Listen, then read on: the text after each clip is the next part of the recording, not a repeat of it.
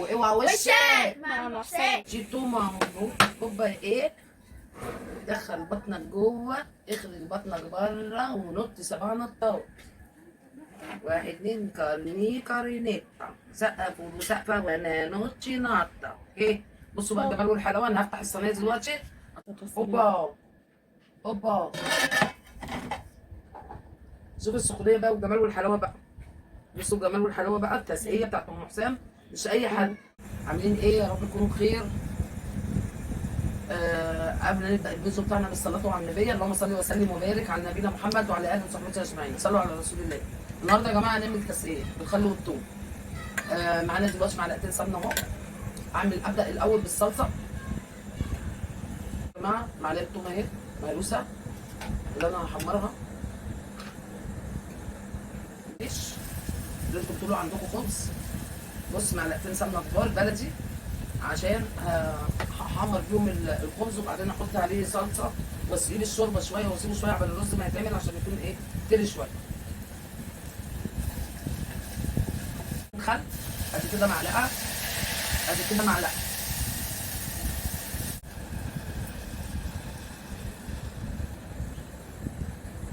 على الصلصه بتاعت التسقيه. المروحه بتطير في وشي. حط شويه شطه طبعا عشان الصلصه تقيله قوي، لان انا طبعا كنت عاملاها بالبصل وبتاع مسبكاها وشايلاها. ف اما بتبقى تخينه كده بنخففها.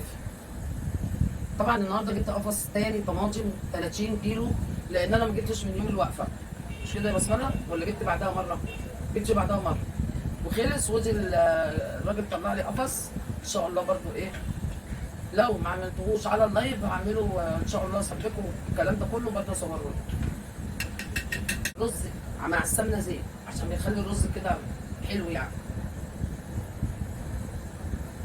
عملت هي متسبكه طبعا، بس انا كنت مخليها تغلي عشان زودتها ميه. ودي السمنه بالايه؟ بالخبز.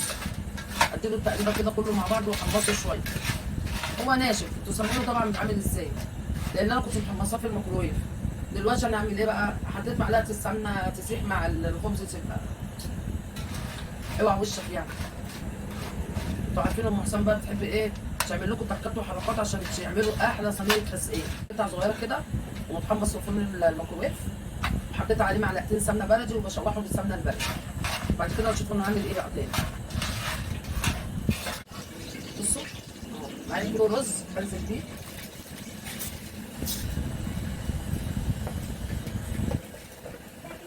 ودلوقتي سقيته بتاع 3 معالق 3 كوبش من مرقه اللحمه.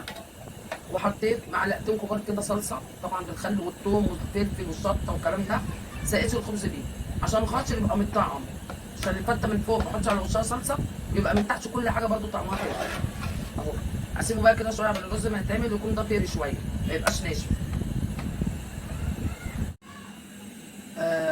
طبعا احنا معانا كيلو لحمه. اللحمه دي بتاعت العيد يا جماعه لسه اخر كيس لحمه عندي.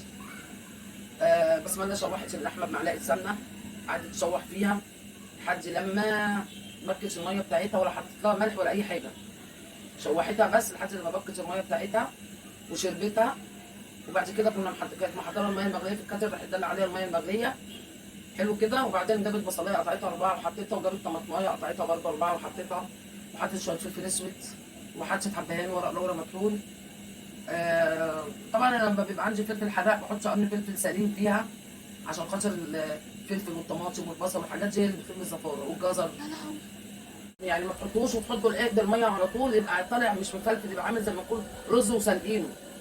وبعدين نزلت عليه بالميه المغليه وحطيت الملح وظبطت الدنيا. ودلوقتي بيتشرب قرب يخلص. وهنا طبعا الصوره جات لكم، الصوره جات حلوه اهو يا جماعه. الخبز اهو حطيت عليه كذا بتاع 4 كبشات شوربه كده عليها وقلبته علشان الخبز يطرى شويه. وحطيت 3 معالق صلصه من اللي انا مسبكاها اللي بالخل والثوم عشان الخبز برده وانتوا بتاكلوا يبقى من تحت برده متطعم وطعمه حلو. وكل الحكايه تبقى كلها كده طعمها حلو.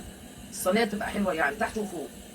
يعني مش يزوقوا الصينيه من على الوش وتسيبوها من تحت تيجي تاخدوا كده وانتوا بتاكلوا يطلع الخبز ملوش طعم اكنكم عيش ولا شارب شوربه ولا حاجه. لا اتعلموا بقى تعملوا التسقيه كده ماشي. اهم حاجه الشوربه اللي بتتسقي دي. بصوا كبشه الشوربه دي اوعى وشك بقى، كبشه الشوربه دي اوعى وشك.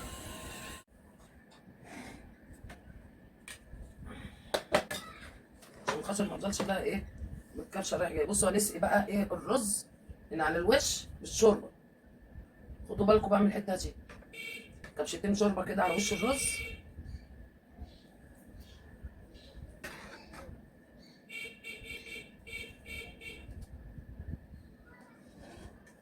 بعد كده هننزل بالصلصه سخنه.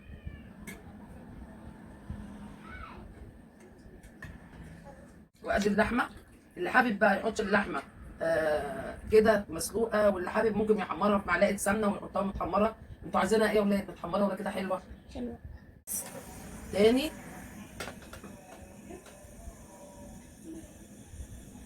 تسخن بقى. شفتوا بقى الجمال؟ يعني الصينيه محطوطه كده، ما تسيبوهاش واقفه كده، تفضلوا تلفوا فيها كده عشان كلها تسخن تبقى سخنه. ايه كده؟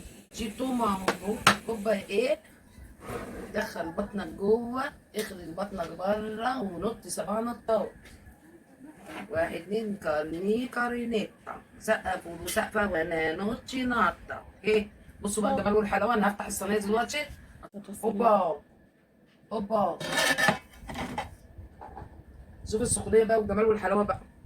بصوا الجمال والحلاوه بقى، التسقيه بتاعت ام حسام مش اي حد.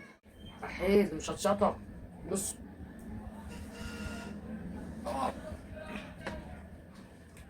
ايه رايكم بقى في صينيه التسقيه؟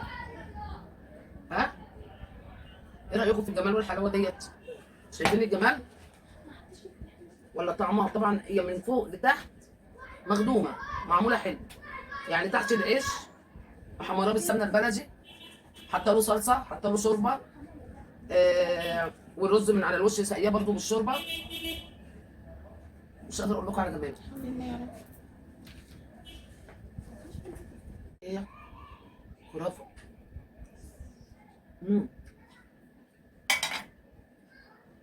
ايه رايكم بقى؟ لو عجبكم بقى الفيديو الجميل ده ما تنسونوش بقى تعملوا لي لايك وتشتركوا في القناه، واهم حاجه صلوا على النبي. واشوفكم في فيديو جديد، واعمل لكم الاحسن والاحسن، واوعى وشك مع ابو حسين. اشوفكم في فيديو جديد.